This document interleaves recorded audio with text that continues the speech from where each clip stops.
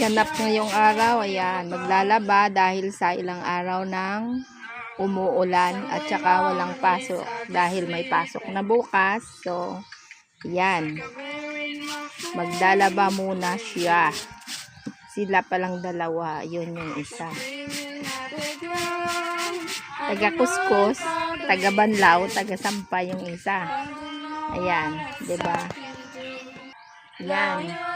Meron pang extra. Ayan, oh.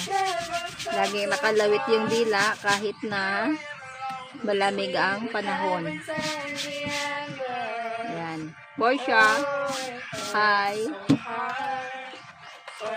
Hi. Say hi. Say hi. Hi. Hi. Align, align.